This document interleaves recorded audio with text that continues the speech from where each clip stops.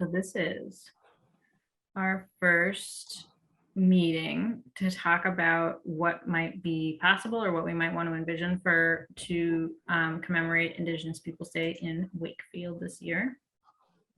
I don't know where we want to start. Like, we could do some brainstorming. I have a logistical question that I also want to ask, but I don't have any particular agenda or structure in mind. Benny, do you think you can just tell us what you guys did last year, even though I know it was COVID, but yeah, so to have a yes, I can. Actually, first, why don't we go around and do names, pronouns, introductions? The three of us who are on the commission know each other, but Rafa, we don't know you. You don't know all of us, so maybe we can do that. Yep. So I can start. So my name is Rafaela Nicoletta. You can call me Rafa for short. I use he, him pronouns, and I graduated from Ithaca College with a degree in anthropology and Native American studies as well. And I participate with the Chelmsford DEI committee with their working group on Indigenous Peoples Day. And yeah, that's me. You live in Chelmsford? Yes, I'm from Chelmsford, yeah. I'm Benny. My name is Benny Wheat. I go by she, her, and hers. I live in Wakefield. What else? I don't know. I'm a social worker. I'm on the Human Rights Commission here. Those are some facts about me. What about you, Nicole? Nicole, I am also a social worker. I work with small children daily. And I'm also on the Human Rights Commission, and this is my first time on this committee. I'm super excited about serving. Hi, my name is Daniela. I go by she, her, hers pronouns. And like Nicole, this is my first year on the Human Rights Commission. Well, unlike Nicole, but there. But this is my first year in the Human Rights Commission. But like Nicole, this is my first time in the subcommittee for Indigenous Peoples Day. Yeah, so thank you, Rafa. Just ladies, for a little bit of context, he's just got so much information, so many resources that I thought it would be helpful to hear what the materials he's already collected and the people who he's already networked with, and just so that way we don't have to reinvent the wheel. And he's been, in the past, he's posted really inspiring and educational posts on social media that I learned from, that I found incredibly captivating. And just the way he holds himself in general, because sometimes, when you say something historical, some people will be like, no, that's not true. And it's like, and he's just been really well at handling those conversations. So I just felt like, all right, let's get him in here. And potentially someone will be joining. She's a Native American herself. She's also from Chelmsford. I'm not sure. She graduated a year below me. So I'm not sure if Rafa and her cross paths at all, but yeah, so she might be joining us later on today.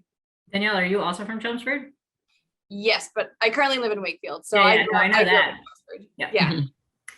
Chelmsford is representing. Okay, let's see. So what we did last year. So last year was the first time that I know of that we had an event to recognize Indigenous Peoples Day. We did a 3-day thing virtually over quote unquote Columbus Day weekend. And we did children's book readings. So me and Maureen organized it. And then me and our 2 student members from last year did the reading. So we each recorded one, and then we posted them on Saturday, Sunday, Monday of that weekend. So that was it. It was very simple. We organized it in a short timeline. And we posted also some social media posts. We did one that involved book recommendations. We had collaborated with the librarians about book recommendations. So we posted that. We posted one that was a work of poetry. And we posted, I think, some like informational links about like Indigenous Peoples Day, the Indigenous legislative agenda, like a couple of other like informational / like if you want to get involved kind of links. So those were it, I think, was the book readings and the social media posts.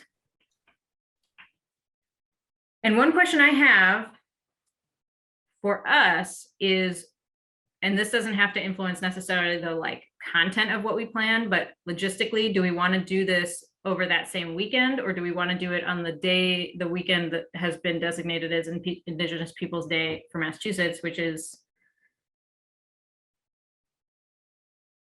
a different weekend? October. Oh, is it not October 8th? Well, it would fall on Columbus Day. So whenever Columbus Day is usually being held, and they would do Indigenous Peoples Day. 11th. So that's the 11th, I believe. Yeah, the 11th. Oh, maybe I'm confused. I thought, Let me see. you're right. You're totally right. It's the 11th. Okay. For some reason, I thought that Baker had designated like a separate day, like maybe as sort of a political move to move away from the like conflict with Columbus Day. But Oh that yeah, so apparently that's was something I made up. no.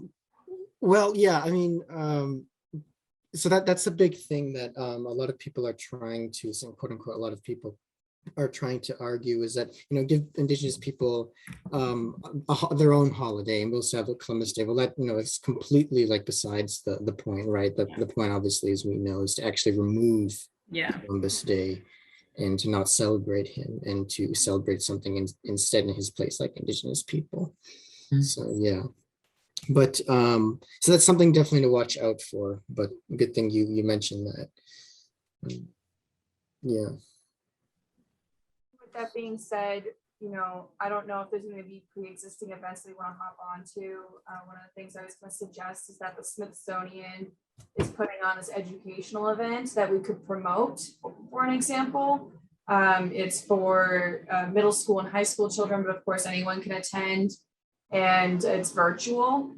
So there's, you know, us doing something physically in person or virtually, or, you know, promoting an event that's already being put on, that then, you know, because I'm not sure if we're going to be able to get any native speakers in, you know, if we want to show them, give them a spotlight and have them be represented, then that's what I'm just thinking of. It's like we have like what, 32 days until the 11th. So it's a tight turnaround. So I think that just goes to question, like, scheduling wise, what do we want to do? I think we should at least have a social media post on the day of. Does that make sense though?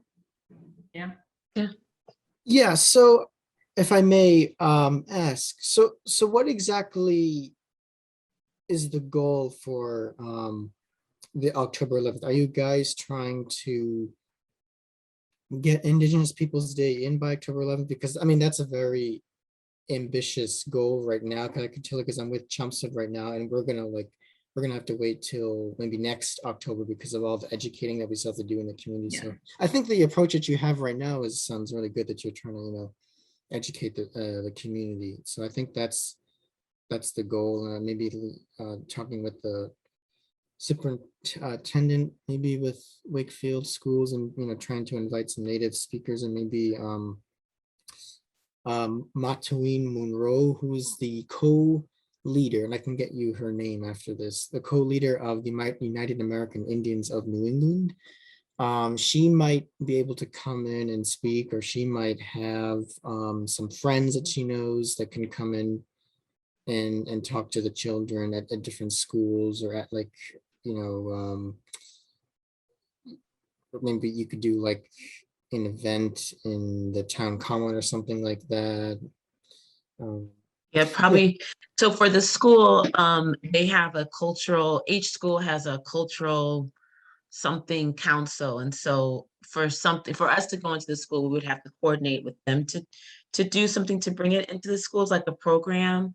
but I like the idea of, I think, if, I think, I think maybe, I think I like the more the town-wide event, like I like the Smithsonian, maybe public put that on, social media, and then if we could get, you know, someone like you were suggesting, Rafa, to come to a town-wide event, that would probably be more on the speed that we can do. I'm not sure. What do you think, Penny? I have no idea how it works getting like That's- programming into the schools. So whatever you are saying sounds smart. If there are Yeah. barriers there. Mhm. I feel like I was about to say something smart, but now it like went away from my brain. So there's this center called the Massachusetts Center for Native American Awareness, and I know they have, there's a list on their website. I'm on their website right now of people they're trying to get to go to different schools. They have like a list of speakers and different people to talk to.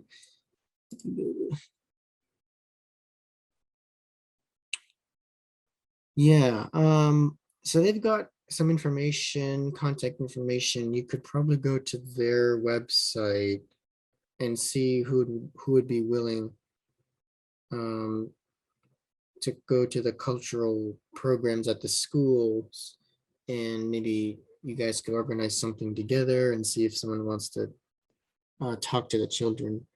There's also another idea is getting a, well, actually, this might be kind of a double feature. You could try to do a territorial acknowledgement, like a land acknowledgement. And I've done them before. I mean, if like you like really focus on it, could probably take maybe a couple of weeks at the most to do it right. I mean, it's only like 5 to 10 sentences, but that could be a way to bring awareness to the town and to the students. That's a- And it's I mean, the territorial acknowledgements, you have to, I guess you have to be careful because you want them to function as kind of like an agreement to have a particular relationship with Indigenous people, that relationship being something Indigenous people want with us, the settlers, or who are, you know, settled on their land. There's different kinds of settlers. You know, not everyone came here voluntarily, right? Obviously, African Americans, but you know, Nicole. So that said, yeah, you know, the territorial acknowledgement might be a way to do that. The United States, what's it called? Center for Culture. They've got a, let me, 2 seconds, let me see. Yeah, the US Department of Arts and Culture has a guide to give territorial acknowledgements, and you can download it for free on their website, and you can follow that guide and go from there. The first thing to do would be to actually like do some research about the Indigenous people that are local, and but like I mentioned earlier, like that would kind of be a double feature. Like you would do a territorial acknowledgement, and then you would include somehow some piece about Indigenous Peoples Day in there. But maybe we're getting ahead. I think we would probably just set the territorial acknowledgement aside for now, thinking about it again, and just focus on educating the community around, you know, Native culture and people, and that there's still, that Native people are still here. They're part of the contemporary moment. You know, they didn't just vanish or disappear, or die off, or whatever, because they're always facing that narrative. So that's something to keep in mind, is the territorial acknowledgement, but I think we should just focus on education right now. The other thing I'll mention is Danielle, that, oh, sorry. I saw Sorry. Danielle come off mute. I was wondering if you had something that you wanted to. I'll Yeah, make, oh, go ahead.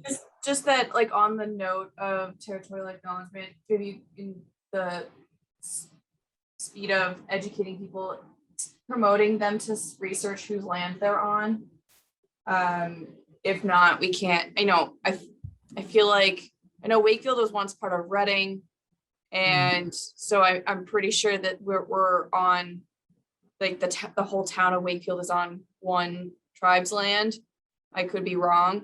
But at least promoting that, or I believe there's a website that you can, there's got to be several that you can look up where you are and whose land you're on, and you can learn about that tribe further. That can sort of be an engagement piece, so people aren't just reading a post and then scrolling along, that they have to like interact with it. Might be more helpful for them to digest. I also think the territorial acknowledgement can bring a lot of additional history, because like in Wakefield, so I've done some research on this, but it's very like, what's the word? Kind of ignorant, like based in ignorance. I guess anything starts with ignorance, but like I've done some research. I don't know how good this research is. But what I have come to learn is that like the land that we settled here like is part of a history. So like the Pawtucket people perhaps were here when we arrived, and through like plagues and like other like political machinations and all kinds of stuff, their tribe was like almost completely destroyed. And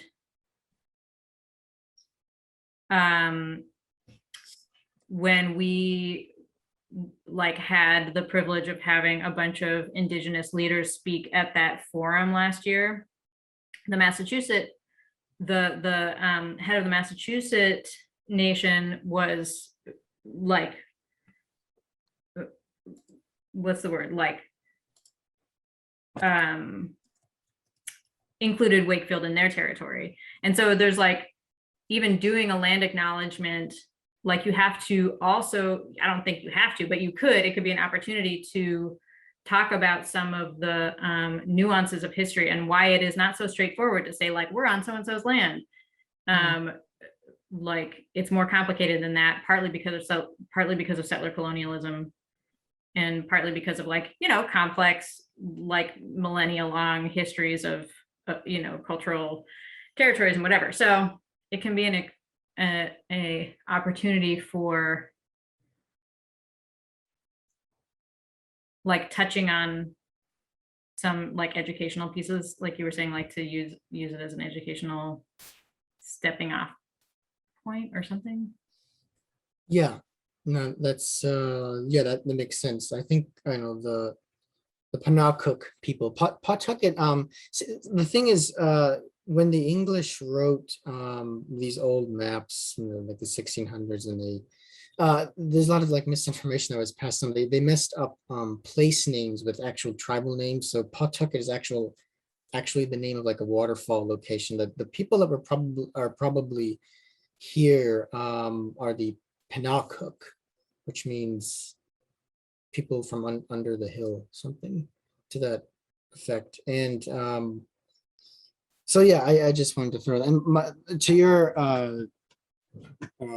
point, Benny, about political turmoil and disease. So the Penobscot, I mean, they moved north after King Philip's War in 1676, and they kind of joined up with the Abenaki that were in New Hampshire. And so many of them are still maintain their social and political structures, but they kind of do within the Abenaki people. So there's this organization called and I can give you the name, the Kawasuk Band of the Penobscot Abenaki people that are up north. It might be some group we could talk to, but yeah, that's kind of a brief history of the area. So yeah, Penobscot is probably the name, not Pawtucket. So that's a common misconception. But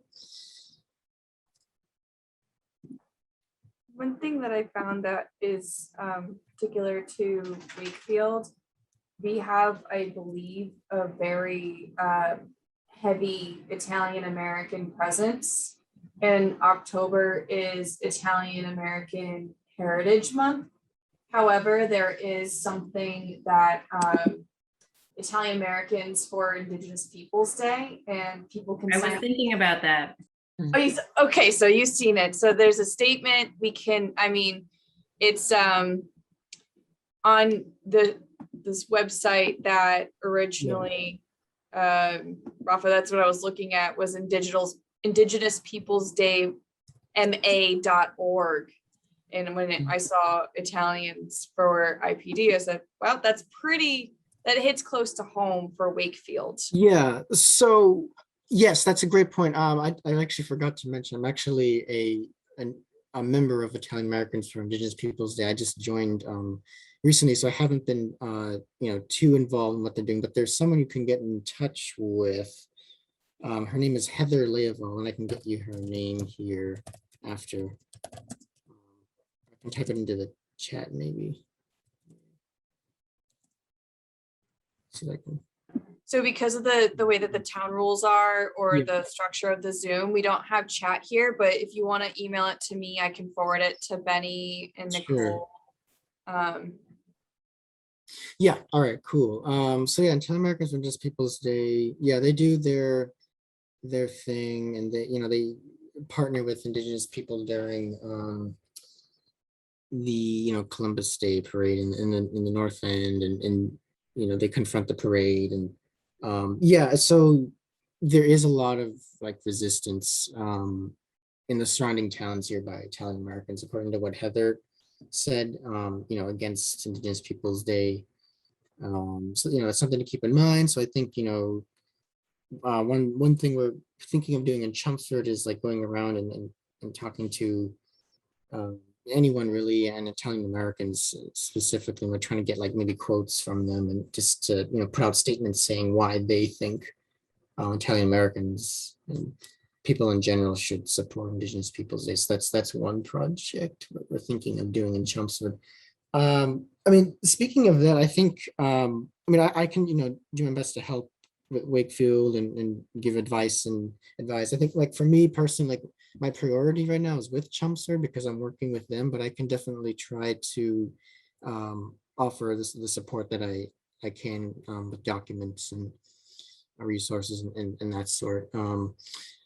But if you want like a solid like connection and support with Indigenous people that can try to help you with this, I would definitely reach out to, or I could try to introduce you to Matawin Munro, who is the co-leader of UNAIN, United American Indians of New England. She's got all the stuff for that. And I can give you some of the things that she gave me, or our group. So yeah, and so like I said, in order to establish like a real solid like connection with Indigenous people, I would get in touch with her. She's really great, and she'll tell you, education, getting people educated in the community is one of the first things you want to do, because this can take a while. And if you get to the point where you want to get Indigenous Peoples Day, make sure that you're trying to get it for the town, not for just the school system, for the whole town. And you'll probably want to do one of two things, and that would be to do a proclamation by the select board or a resolution by town meeting. And that would be, so yeah, in other words, I know it's down the line, but if you want to get Indigenous Peoples Day actually in town, you're going to have to talk to the select board, and they're going to have to like know the facts about Columbus and the atrocious things that he did, and the fact that no one should be granted a federal holiday for being a genocidal maniac, which is what Columbus was. So hands down. So yeah, that's like the best argument right now, is that you can't celebrate a genocidal figure. So yeah. And if we're talking about potentially getting a physical event going with the town, because that might be one way that we're going to go. Perhaps an activity that we can do that would celebrate Indigenous Peoples Day is to plant native plants. It goes quite deep along with their beliefs, and I'm not sure if I think it was the Pow Pow trees. I know they are in a native down the eastern border, but I'm not sure if it's up north here. But I know those trees were sacred and, were wiped out. And if not, we could at least do wildflowers. So, parents could bring their kids. I don't know if there's anywhere in the town center that we could plant certain things that could be an activity. My husband's home. Okay. But yeah, and then I think repeating last year's a library reading of an Indigenous writer is never something bad to repeat. So that could be like all of one event. Is like there could be a reading. We could, as an activity plant, we can have a speaker if possible. If I think on the website there's also something like, don't celebrate, feel free to consult us before celebrating the holiday. So like we could email that general email, Rafa, if you're not able to connect us. Because Yeah. I looked at her LinkedIn and I was like, I don't think this is the best way to connect with her. So, but that was the first thing when I Googled her name that popped up. So. Oh, yeah. So I think the first step would actually to get in touch with Matuine, and I can give you the stuff that she has given me, which is specifically for getting Indigenous Peoples Day on there. Like I said, she does mention as part of the project, as part of that work, is getting people educated in town. Writing an opt-ed is one thing. Holding rallies even, in town, sign holding, and just kind of spreading the word out there, coming up with something kind of clever. And yeah, we want to be creative about it. That's something else to keep in mind. But connecting with the schools and getting like the kids in, because there are going to be people, young, middle-aged people that want to learn about this, but we can't convince anybody otherwise. The kids are they're open for learning, and so they're usually the best people to work with, in my experience, but very vaguely. But so education, you guys got that right. And we can start by coming up with what we want to do for that. Like, do you want to have a speaker come in at the schools, or and we can contact the Matuine, what she knows about that, and or Native American, Massachusetts Native American, or Center for Native American Awareness has like a list of speakers on there. I can give you that link, Daniela. So that's something to do. Nicole, do you have any thoughts or ideas? Anything coming up? I'm liking like everything. I think for us right now in the time that we have, I really like the whole planting, but I was thinking like maybe we could plant an area and talk about some sort of education, but where Leonard Baird's store used to be, because there's nothing that recognizes him in the town. But we would have to, I guess, like maybe get in touch with the Friends of Lake Quinnipiac to see if there's a space there that we can plant those native flowers, which I think would be a really good thing for us to do, since he just passed away too a month or so ago, right? And then the book reading, I still like the book. I love the books, I think. So and then maybe for next year we can start working on getting the land proclamation. I think I love that too. So anyway, that's what I'm thinking. I wonder,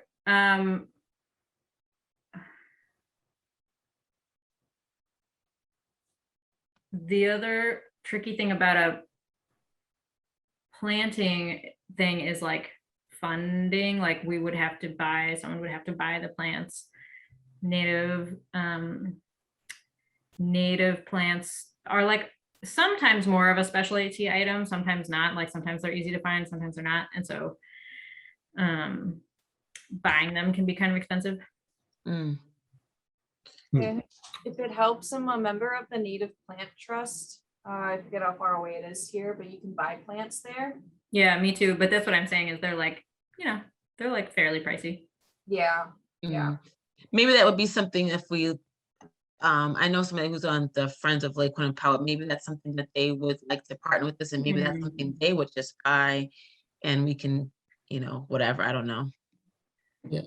So, I think ultimately any action we take should be in consultation with Indigenous people as it yeah, that's true. directly impacts them. So I think getting connected right away would be the best thing, go run by Matoi and list some ideas that we're talking about and just give it to her, see what she thinks. And I mean, that's really the only person I know. There's also, like I said, Heather Leavel, who's the co-founder of Italian Americans for Indigenous Peoples Day. So she's someone else that works with Matui. Yeah, definitely consult Native people, people of color to, in general, would be kind of second place in deciding. And I personally think that African Americans should be the second group there, because Columbus was the first Atlantic slave trader, believe it or not. So transatlantic slave trader. Under the Spanish, and when Native people were dying in such high numbers from the mass murder and everything, he then took slaves from Africa and brought them across the Atlantic, and so that, yeah, so he started that. So he has a lot on his plate. There's no need to celebrate him. And the whole history behind why he's celebrated is pretty crazy too. But anti-Americans played a pretty big role in that. I'd also say that in slightly in their misunderstood defense, that Italian Americans did use Washington Irving's biography as a citation, which was like, his biography was like full of like myths and nonsense about Columbus, and they use it as saying, hey, this guy was a pretty good guy, we should celebrate him. So something to keep in mind about the politics around this. But yeah, so next steps would be to Yeah, so it sounds like next steps to contact, would you be able to send us, so you've mentioned your contact person at the Center for Native American Awareness, and also your contact person at the Italian Americans for Indigenous Peoples Day. And then you also mentioned the band of Pennacook and Abenaki, something. I missed part of what you said, but I would also. The Kewasuk band of the Pennacook Abenaki people. Yeah, might be someone you can get in touch with. And so, yeah, so I've made a list of this stuff, and I mean, if maybe Daniela or one of you guys gives me your email address, I can send those names to you and along with some of the documents too, so you guys can take that stuff and download it and keep it in a folder somewhere. Or, yeah, that would be great. Yeah. And to focus our own thinking, so there was a strand of what we were talking about a few minutes ago of sort of bringing the speakers or educational programs into the schools, and also like a larger community event. I don't know if those two things are mutually exclusive. I don't know, like what you were saying, Nicole, if it's possible with this time frame to bring people into the schools, or the logistics of that, like both in terms of what we would hope to do and what's possible to do, like where do we want to focus, or what are the thoughts about that? Well, I know because I have kids in the school, I know that, like I said, it's under the Cultural Council, and they may already have booked already something for now. Like they do all that they do it in the fall. I think I'm not sure that because we would have to do each school, and that's 4 schools in this short amount of time. I'm not really sure that we have enough time. I think a more community-wide event would be the better avenue for us right now, once we do what Rafa said, to kind of see what actual Native American people would like for our towns to do. So, I mean, it's a whole thing. You go through their PTO, they have a cultural council. You can make a suggestion. If they have money, they pay for it, but they ultimately decide who who and what. It's not the town. The town does not decide what gets to come into the school as presentations. That's not how it works right now. I wonder if they have some stuff, like you said, already in the works. They always have Plymouth, the people from Plymouth Plantation always usually come. And I can't remember if it's in the fall or early spring. But they do usually have that. So Because, I mean, I don't know what, yeah, I guess it would be good to reach out to them and build some kind of connection and learn what it is they are doing. If they're not doing something, maybe they would be with, like, there's a certain, like, yeah. But the other thing is we're still in COVID and I'm not really sure they're allowing outside people to come into the schools. So that is another thing. are they doing any virtual stuff for the elementary, at the elementary level, or is that like? Everybody's going back to school. We start on Thursday. So, and you know, those elementary schools, those kids, they're not vaccinated, you know, there's no, Yeah, so I'm not sure we'll be even It's able it's to do likely. anything. Yeah, I know, Yeah. Nicole. Yeah, it's likely the high schools aren't letting anyone in. I know that's the same thing for Chelmsford and Concord Carlisle. They're not letting Yeah. people in the schools. So Right. yeah, good point. COVID, right. Yeah, so I don't know, maybe something virtual might be a good idea. I don't know unless you can always go down the like the PowerPoint presentation path, but maybe it's not as creative. I don't know, but yeah. I know we're almost out of time, but I had a question if it would be appropriate if like our celebrations or not celebrations, but like our movements could also impact National Day of Mourning. So that's Thanksgiving Day, you know, promoting the event that people can go down to Plymouth. I don't know if our land proclamation could actually be done by November 25th. We could start the process now. We could also just, you know, put it in the parking lot for next year and plan to have it done by Indigenous Peoples Day 2022. But just a thought, I wasn't sure if we have, you know, a Thanksgiving subcommittee or if that falls on us as well. we do not, and we can do whatever we want. Okay.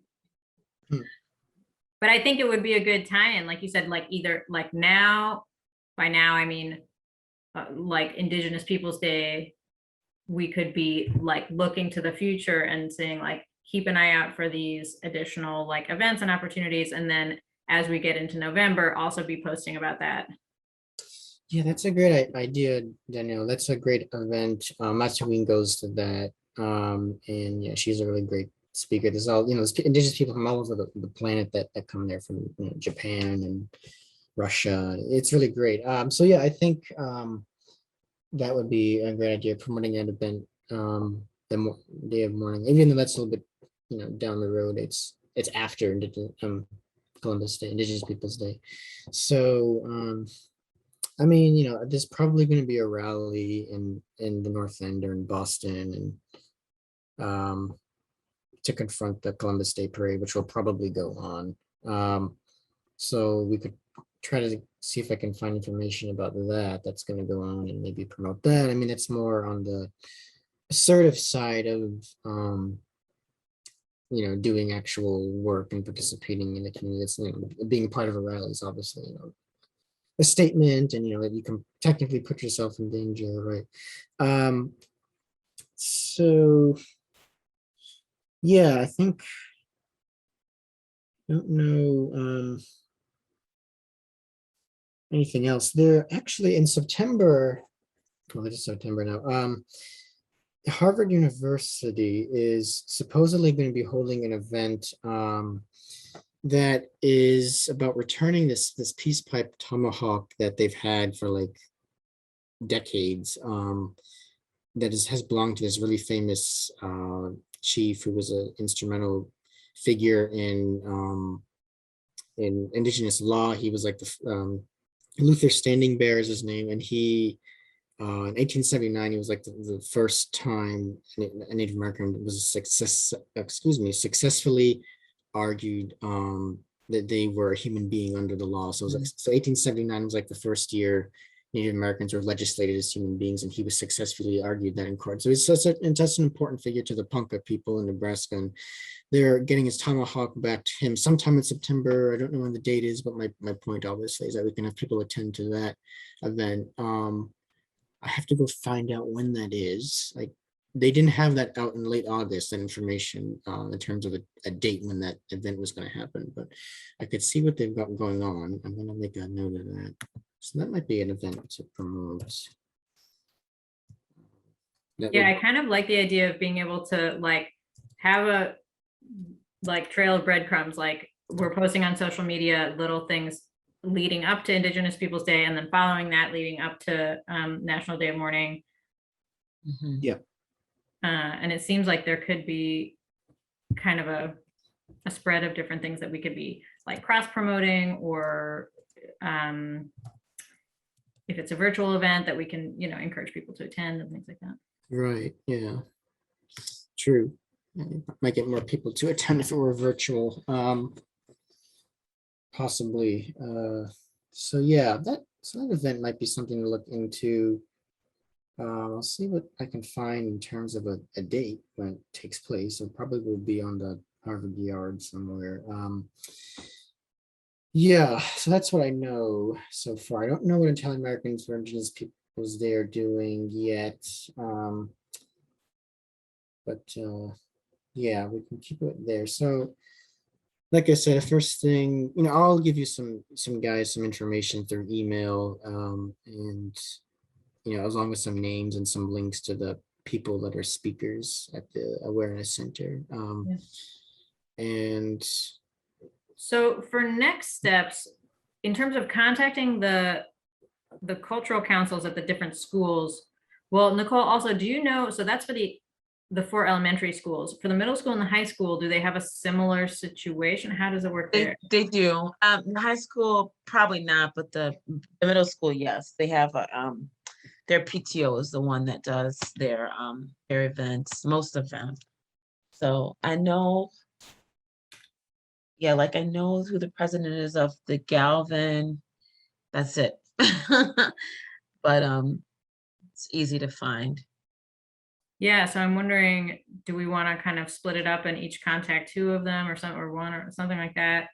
Find out what they have in the pipeline. And if they don't have anything, I think that like it's vital and important for them to be bringing this content. And so I think we could make the argument that even if it's a short timeline, if we could partner with them, and if we are partnering also with Indigenous people who are like informing and leading the decisions about what we might do. Anyway, we could help to bring something to any school that doesn't already have something coming.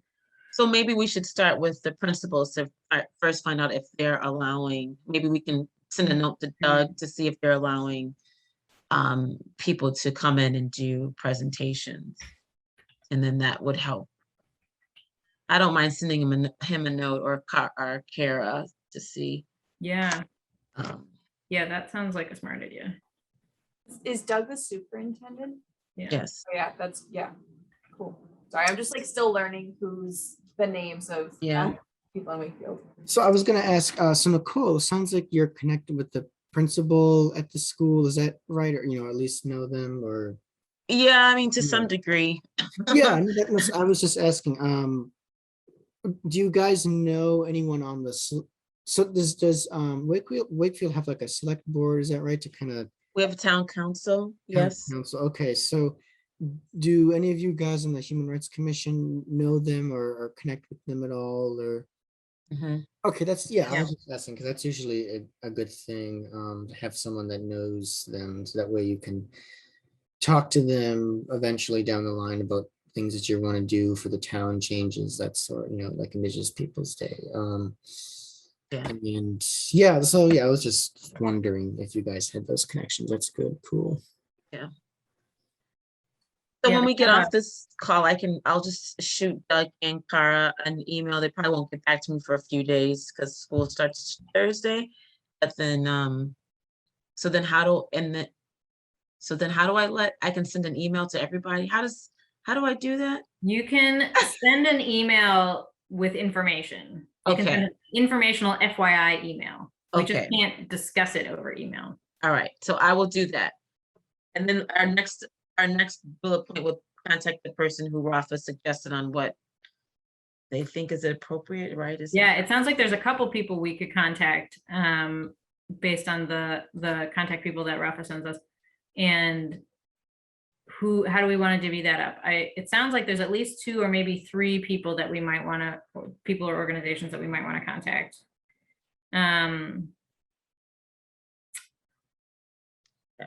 I we can do take one or whatever. whatever. Yeah. Yeah. So Wait. okay. Who wants to do which one? So we've got Daniela, were you gonna say something? No, I mean, I think you were gonna highlight like Montauk and Monroe as one person, the Italian Americans Yep. for Indigenous Peoples Day is Yeah, another. yeah. But yeah, I mean, I was just gonna say like I could contact whoever. It doesn't matter if you just want to like divvy it up evenly Yeah. between the 3 of us, and then that way. And then Rafa, and then my action item is to send Rafa the Wakefield Human Rights email. So you can email, that'll go to Benny, she's our chair. And so that way it'll be also like in the account, all the information. Cool. That sounds good. Yeah, so I'll get some documents and then you can download them and make a folder that says, Indigenous Peoples Day or Indigenous People. And I'll send you as much, I won't, bombard, but I'll send you the necessary stuff along with some links to like for the Center for Cultural Awareness with speakers on there. Yeah. Yeah, so I'll do that. I can probably connect you guys with Heather. That's what I can do. As for Matween, I think you guys would probably be best. She probably wants to see like the actual board, like contact her instead of someone from outside it. Yeah, so I can probably talk to Heather, but who's the co-leader of the Is Matween's info like on their website? We'll be able to contact her. Yeah, you might be able to get it through. I mean, I have her email address. I could give you that. Yeah, that's what I was figuring. Not, you don't have to contact her on our behalf, but just to give us her email so that we can contact her. Right. That sounds good. Yeah, so I'll give you her email address. Yeah. And I'll link to her website too. Why not? Which is the UNAME, United American Indians of New England. Yeah, we'll do that. That sounds great. When should we try to meet again? Do we want, so we have a short timeline. Do we want to try to meet next week? We can. Available some evenings. Yeah, for me, the evenings, would be best at like 6:37. 6, like my work ends right at 6. It's kind of a Oh yeah, so pressure cooker, but it's yeah. okay. I could, figure something out, but with my employer, but yeah, 6:37 would be best for me. Yeah, Benny, I think you're on the right track because also we have the 21st, the Human Rights Commission meeting, so we might be able to like have more to update on for that. So next week I could do any of the weekday evenings, like 6:37 is fine for me. Is there any day that's best for someone or worst? Let me just find out. I think my daughter has a soccer game. 1 second. I know I cannot do Tuesday. Okay. And then I don't know if we're doing anything for the 15th, although probably not for the first day of Hispanic Heritage Month. I don't know. I don't have any updates from the folks who are planning that. So Okay, I mean, since there's still time. maybe we Yeah, I can doubt go. that I doubt that there's like an event happening, because that would have been, there'd be like an event posting that'd be promoted, so I don't know that it would be anything that would interfere with our meeting, but I don't know.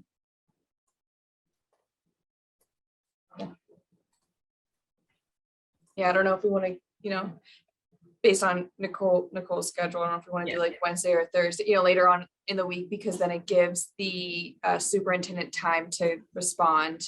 I think she said Thursday's the first day of school. Mhm. Yeah, I can't do Tuesday or Thursday.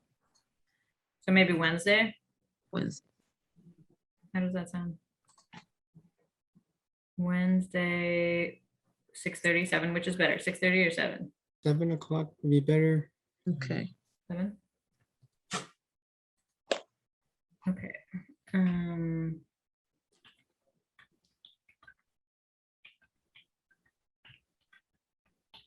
Okay, I will post that right now when we get out. Like, I'll send the email to Sherry so that that meeting gets posted. And then let's just divvy it up right now instead of having to send an email afterwards. So, Daniela, would you be game to contact Heather from the Italian Americans for Indigenous Peoples Day? Mhm. And once we get her contact info, Nicole, would you be able to contact Matween from the United Native Americans of New England? Okay. And I will try to reach out. You didn't have a contact person, Rafa, did you, at the Kowalska band of the Pennacook Abenaki people? So no, I just have a general. They gave me an email address when I contacted them through Messenger, because they also have an organization through Facebook. They don't really have a website. So I can give you that address. Let me see if I can. I just want to double check real before I send it to you guys that I actually have it. I can also make, are they like public? If I look for them on Facebook, would I find Yeah, them? yeah. So they've got an address. Though the thing with the Kawasaki people, here's the thing about let's talk a little, social theory. So they're an actual tribe, like an like a sovereign people. So like there's a certain politics, I'm not sure that I have it in a way to kind of contact indigenous people, because you have to look at them like they're a real sovereign nation, like you're like some sort of Yeah, it's like if I was contacting Switzerland, yeah, yeah, what would yeah. I do? Got it. Yeah, that's you're spot on. And so that's why it's a lot easier to contact people like Matawin, and who were part of like organizations within the kind of like colonial structure of the US, you know what I mean? And kind of, we work kind of on the same terms, if you will. So yeah, I mean, you could try to reach out to them. I contacted them like months ago about something, and I never like heard back from them. They're kind of some I would keep kind of in the I don't want to say back seat, not to reaffirm racial hierarchy, but I would keep them kind of aside for now. I would mainly want to reach out. You would mainly want to reach out to Matween and Heather. Heather with Italian Americans, and Matween with American Indians of New England. So those are the two people I would really contact. Kawasaki is the only reason why I mention them is because they are like the tribe of this area. So, but there hasn't been a lot of luck around contacting them. Just a heads up, and there's a kind of way to do it as well too. Well, Yeah. Nicole, thank you for pointing that out. I feel like that's helpful reframing for me about thinking about that. No, it's talk about having a colonized mindset. Yeah, It's exactly. harder to do, but yeah, no, you're welcome, of course. And Nicole, since you're already gonna be contacting Doug, do you want me to take on contacting Matween? Oh, okay, then that's fine. Yeah. Okay. So we have our couple of action steps here, and we will meet in a week, So or week and one day, Yes, and that should be good. great. Well, thank you guys for inviting me. I liked talking with you guys. I Yeah, think thanks for coming. great team, and I look forward to working with you guys in the future. So thank you. Yeah. Thank you, Rafa. Of course. I hope you all have great evenings. Stay safe. Enjoy the dusk. Yeah, right. Enjoy. Bye, everybody. Yeah. Bye.